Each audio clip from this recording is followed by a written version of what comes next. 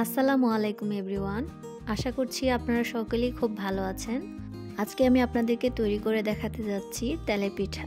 কিভাবে সহজ উপায়ে তেলের পিঠা তৈরি করতে হয় আজকে আমি আপনাদের সাথে সেটাই শেয়ার করব। আশা করছি আমার রেসিপিটি আপনাদের খুবই ভালো লাগবে। যদি ভালো লেগে থাকে তাহলে অবশ্যই আপনার ফ্রেন্ডস এবং ফ্যামিলির সাথে শেয়ার করবেন। পিঠা তৈরির জন্য প্রথমে আমি একটি বলে নিয়ে নিয়েছি 1 কাপ পরিমাণ চাউলের গুঁড়ো। এখানে আমি আতপ চাউলের গুঁড়ো নিয়েছি এবং এর মধ্যে আমি 1 কাপ পরিমাণ পানি অ্যাড করেছি। এখন এই চাউলের গুঁড়োর সাথে পানিগুলোকে ভালো করে মিশিয়ে নিয়েছি। এবার চুলায় একটি প্যান বসিয়ে দিয়েছি। এর মধ্যে আমি এখন দিয়ে দিচ্ছি গুড়। আমি এখানে আখের গুড়টা ব্যবহার করেছি। এখানে আমি 2 কাপ পরিমাণ গুড় ব্যবহার করছি, আর মিষ্টিটা আপনারা আপনাদের টেস্ট অনুযায়ী দিবেন। এবার গুড়টাকে ভালো করে একটু নেড়েচেড়ে মেল্ট করে নেব। গুড়টা মেল্ট করে নেওয়ার সুবিধা হচ্ছে গোলার সাথে গুড়টা তাড়াতাড়ি মিলে যাবে। গুড়টা মেল্ট হয়ে গেলে এখান থেকে আমি প্রায় অর্ধেকটা গুড় নামিয়ে রাখছি। এবার বাকি গুড়টার মধ্যে আমি যে গুঁড়িগুলো গুলে রেখেছি সেটা ঢেলে দিচ্ছি। এটাকে আমি অনবরত নাড়তে থাকবো যতক্ষণ না পর্যন্ত এটা ঘন ক্ষীর সাথে পরিণত হচ্ছে। আর দেখতেই পাচ্ছেন এটা আস্তে আস্তে ঘন হয়ে যাচ্ছে, তাই এটাকে অনবরত নেড়ে ঠিক রাখতে হবে। গোলাটা একটু ঘন হয়ে গেলে চুলার হিটটা একটু কমিয়ে দিবেন, তা না হয়তো নিচে পুড়ে যেতে পারে। আর আমার খিরসাটা তৈরি হয়ে গেছে। এখন আমি এটাকে একটি বড় বোলের মধ্যে নামিয়ে রাখছি।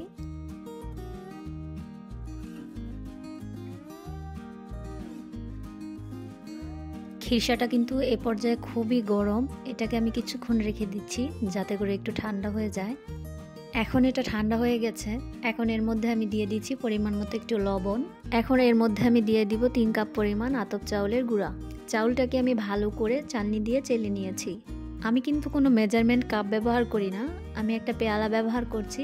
এটা কিন্তু মেজারমেন্ট কাপের 1 কাপের পরিমাণই হয়ে থাকে। এবার এর মধ্যে খুবই অল্প পরিমাণ একটু পানি দিয়ে দিচ্ছি। পানিটা কিন্তু কুসুম গরম করে নিয়েছি আমি। এবার এগুলোকে ভালো করে মেখে নিতে হবে। এবার এর মধ্যে আমি আরও 2 কাপ পরিমাণ আতপ চাউলের গুঁড়ো অ্যাড করছি। আমি কিন্তু এখানে 2 বারে মোট 5 কাপ পরিমাণ চাউলের গুঁড়ো ব্যবহার করেছি। এবার এগুলোকে আমি ভালো করে মেখে নেব। খিরসার সাথে চালের গুঁড়োগুলো ভালো করে মাখানো হয়ে গেলে এর মধ্যে আমি অল্প অল্প করে গুড় দিয়ে গলানো পানি অ্যাড করে নেব। প্রথমে আমি গুড়গুলো মেল্ট করার পর যে গুড়গুলোকে আলাদা করে নিয়েছিলাম তার সাথে আমি একটু ঠান্ডা পানি মিশিয়ে নিয়েছিলাম। আমি কিন্তু এখানে পানিটা 2 থেকে 3 বারে অ্যাড করব যাতে করে গোলাটা বেশি পাতলা না হয়ে যায়। এবার এর মধ্যে আরও একটু গুড় গলানো পানি দিয়ে দিচ্ছি। এবার এটাকে আমি ভালো করে কিছুক্ষণ মধ্যে নেব। যে কোনো পিঠা তৈরির ক্ষেত্রে অবশ্যই গোলাটাকে বেশি করে মধ্যে নেবেন, এতে করে পিঠাটা খুবই সুন্দর হবে। আমি কিন্তু গুড়ের সাথে বেশি পানি অ্যাড করিনি, তাই পরবর্তীতে আমি এখানে কুসুম গরম পানি হালকা অ্যাড করছি। এবার পানির সাথে গোলাটাকে ভালোভাবে মিশিয়ে দিব। পিঠা বানানোর ক্ষেত্রে পানির পরিমাণটা গোলার ঘনত্বের উপর নির্ভর করে। পিঠার গোলাটা কিন্তু তৈরি হয়ে গেছে, দেখতেই পাচ্ছেন গোলাটা কি রকম ঘন হয়েছে। আপনারাও এতটুকু ঘনতেই তৈরি করবেন। এবার চুলার মধ্যে আমি একটি কড়াই বসিয়ে এর মধ্যে আমি তেল দিয়ে দিচ্ছি। এই পিঠাটাকে কিন্তু ডুবো তেলে ভাজতে হয়। এবার তেলটাকে কিছুক্ষণ গরম করে নিব। এখন তেলটাকে চেক করে নিচ্ছি এটা গরম হয়েছে কিনা। আমি আপনাদেরকে আবারও দেখিয়ে দিচ্ছি যে গোলাটার ঘনত্বটা কতটুকু রাখতে হবে। এদিকে কিন্তু আমার তেলটা ভালো করে গরম হয়ে গেছে। এখন এর মধ্যে আমি একটি পিঠা আপনাদেরকে দিয়ে দেখাচ্ছি।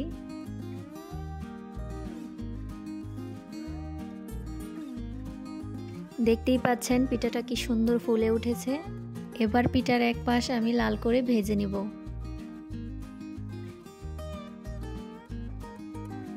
এক পাশ ভালো করে ভাজা হয়ে গেছে। এখন এটাকে আমি উল্টে দিচ্ছি। এই পাশটিকেও আমি ভালো করে লাল করে ভেজে নিব। যে কোনো পিঠা তৈরির ক্ষেত্রে কিন্তু প্রথম দিকের পিঠাগুলো তেমন সুন্দরভাবে তৈরি হয় না, কিন্তু 2-1টা বাদে পরের পিঠাগুলো খুবই সুন্দর হয়। পিঠাটা ভাজা হয়ে গেছে, এখন আমি এটিকে উঠিয়ে রাখছি। উঠানোর সময় অবশ্যই এটা থেকে তেলটা ঝরিয়ে নেবেন। এবার আমি আপনাদেরকে আরও একটি পিঠা তৈরি করে দেখাচ্ছি।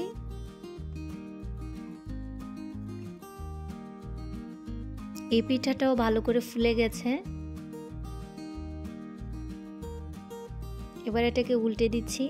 চেষ্টা করবেন পিঠার দুনো সাইডে ভালো করে লাল করে ভেজে নেওয়ার জন্য, এতে করে পিঠাটা খেতেও ভালো লাগবে, দেখতেও সুন্দর হবে। ভালো করে ভাজা হয়ে গেছে, এখন আমি পিঠাটাকে নামিয়ে রাখছি। এবার আমি আপনাদেরকে আরও কয়েকটি পিঠা তৈরি করে দেখাচ্ছি।